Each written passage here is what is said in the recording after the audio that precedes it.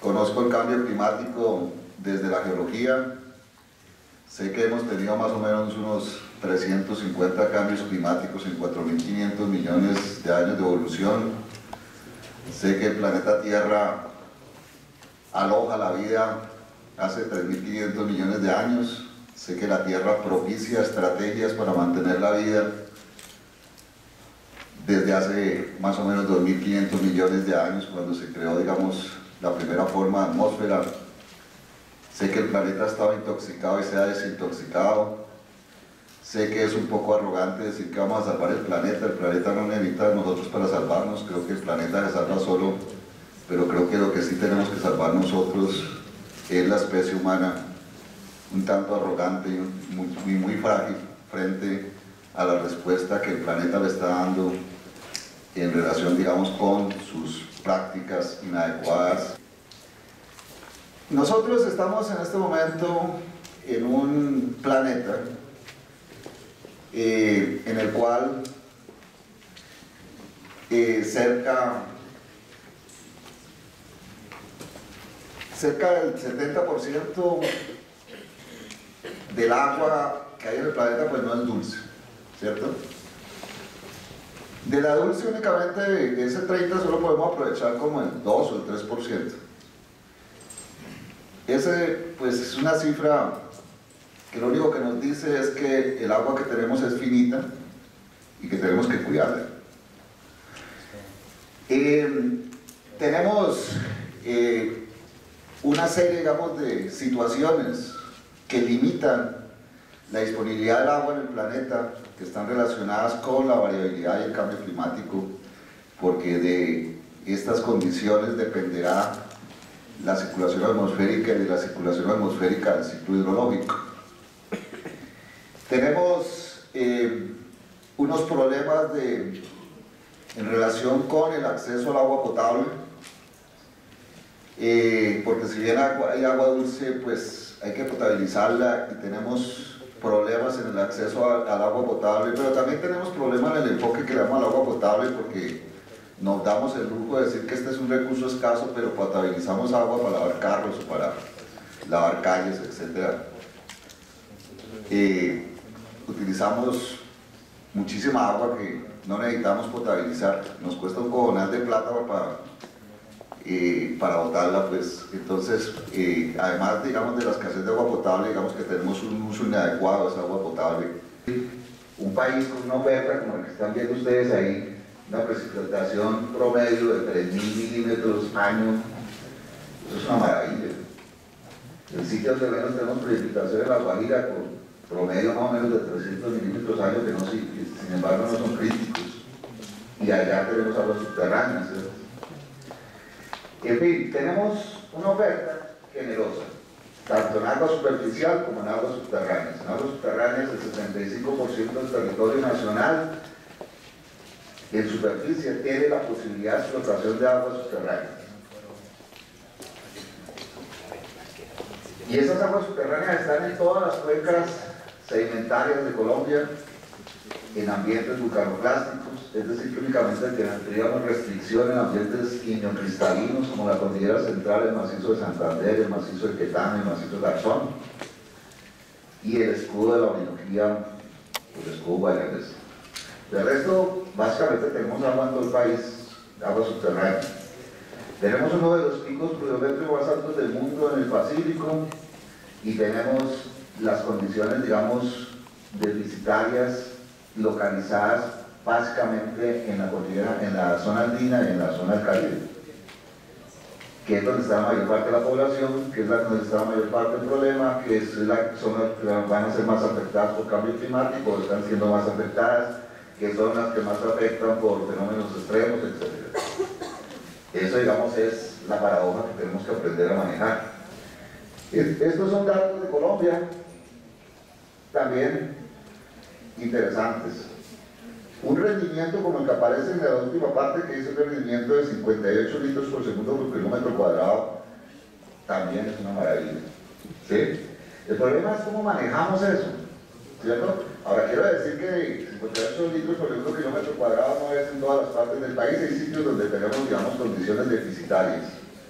Pero esas condiciones deficitarias se pueden trabajar con soluciones tecnológicas, con una ingeniería adecuada. Esto es datos de la Contraloría importantísimos, miren. Si uno le están diciendo, tenemos problemas de sedimentos por deforestación y deterioro de suelos, le están diciendo que hay una alta contaminación por aguas residuales domésticas, que ya sabemos dónde se producen las aguas residuales. Si le están diciendo que hay, bueno, alta contaminación por plaguicidas en tales sitios, pues a renglón seguido, después de tener usted esta evaluación, debería tomar decisiones enfocadas en esos grandes, donde están esos grandes problemas. Entonces, tal vez lo que estamos logrando en este momento es que los PONCAS que se están priorizando, y uno esperaría que ojalá se prioricen en esos sitios donde están estos grandes problemas. Y se atiendan esos grandes problemas. Para eso es la figura del plan estratégico de macrocuenca y los planes de organización y manejo de cuenca hidrográfica. Bueno, entonces, pues el agua es muy importante. Dependemos del agua, dependemos digamos, de una cantidad en este momento, dependemos del conocimiento que tengamos del agua para manejar los desastres naturales, desastres entre comillas, y para manejar, digamos, todo un panorama relacionado con calidad de vida, incluyendo el tema de enfermedades hídricas que se han incrementado en el país en los últimos tiempos. Entonces, finalmente, y ya visto esto, ¿cuáles son los desafíos de la hidrología? Aquí me pusieron a correr. Entonces, estos son los desafíos de la hidrología. Primero es entender qué significa la gestión integrada del recurso hídrico y qué es lo que cambia en la hidrología. Segundo, incorporar el tema de análisis de vulnerabilidad al cambio climático y adaptación al cambio climático, reducción del riesgo social por eventos extremos, evaluación integral de cuencas, planificación por escenarios, valoración económica del agua, manejo de aspectos legislativos. Eso es lo que en los paneles internacionales se espera de la nueva hidrología, y para eso se requiere, pues, adoptar estudios e investigaciones desarrolladas en las cuencas con una visión integral, crear espacios de participación. Ese es un tema complicado porque los espacios de participación tienen que ser muy bien estructurados, saber cuáles son los actores clave con quienes que tenemos que llegar a acuerdos en un espacio de gobernanza, elaborar y aplicar los planes de ordenación y manejo de cuencas hidrográficas, los planes estratégicos de macrocuenca, articulados a los ejercicios territoriales de ordenamiento territorial. Pero entonces, ¿cómo hacemos para que eso se logre? Eso también se tiene identificado y corresponde a estos componentes, y lo primero y lo más importante es la gestión de la información. Es decir, tenemos que tener información para alimentar los modelos, tenemos que tener información para la toma de decisiones, y la información la tenemos que tener en sistemas de información, que es una de las grandes tragedias nacionales que tenemos en el país, porque no tenemos información para una adecuada toma de decisiones, ¿cierto? El otro tema, la gestión participativa, que es la asignación de responsabilidades a los usuarios y los acuerdos que se logren en el marco de la gobernanza dentro de lo que se ha llamado la Política Nacional para la Gestión Integrada del Recurso Hídrico que lidera el Ministerio de Ambiente. La gestión de la demanda del agua, que es otro de los temas duros, porque el tema de la demanda es uno de los menos desarrollados. No existe la metodología, los usuarios no reportan el 80% de ilegalidad y bueno, todas esas tragedias que ustedes ya conocen, pero tenemos que conocer cómo es que la dinámica de la demanda. La gestión del riesgo hidrológico, ya lo hacía mi compañero en la exposición anterior, y nosotros lo vemos así, pues tenemos que mirar la variabilidad climática, el cambio climático, los fenómenos extremos, para poder tener alternativas de solución frente a los problemas que se nos están presentando. La otra es la asignación de volúmenes de agua a los distintos sectores, que es, digamos, una adecuada administración de los derechos del agua. Simplemente les quiero decir que la última estrategia que nos hemos inventado, la estamos estrenando con dos pilotos, uno con Corpo Caldas y uno en Bogotá, Cundinamarca, que se llaman las evaluaciones regionales del agua, que es una estrategia para acabar, digamos, ese detrimento patrimonial de inversiones en pedacitos de cuencas, vía PONCAS, sin poder integrar esa información y destinando los PONCAS al levantamiento de línea base cuando los PONCAS deberían tomar una línea base preexistente para poder más bien formular e implementar acciones, ¿cierto? Entonces, para eso, en el tema del agua, se requieren unas reglas de juego. Tenemos que acabar con la Torre de Babel en términos de lo que significa, del significado de los diferentes términos, por ejemplo, caudal disponible, caudal no sé qué. Y para eso, esas reglas de juego van a estar en las evaluaciones regionales del agua.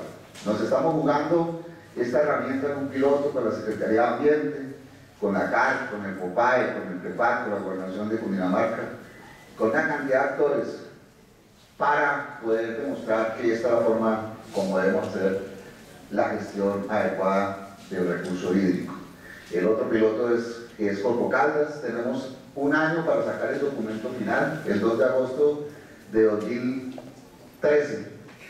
Me corresponderá, o a quien ocupe mi cargo en ese momento, sacar el documento final conceptual y metodológico de las evaluaciones regionales del agua, que son vinculantes para todo el país a través del decreto 1640-2012.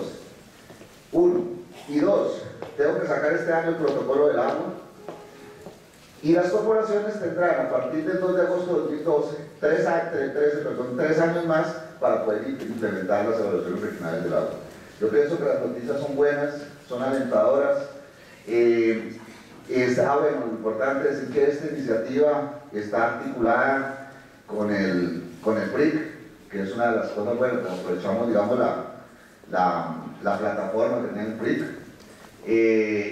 y incorporamos desde luego los temas de oferta, demanda, calidad, riesgo y gobernabilidad para poder identificar con quiénes que vamos a hacer los acuerdos, por lo menos en Bogotá, con Dinamarca, en relación con el tema del agua. A esto también está unido, digamos, la intención de hacer el plan de manejo de aguas subterráneas de la Sabana de Bogotá, y yo espero que a futuro todas estas cosas nos den los resultados que estamos esperando y podamos nosotros tener un país mejor, porque definitivamente de lo que estamos convencidos es de que el ordenamiento ambiental del territorio, la forma adecuada de hacer las cosas, pues son el camino como más expedito para buscar espacios de democracia y paz. Muchísimas gracias.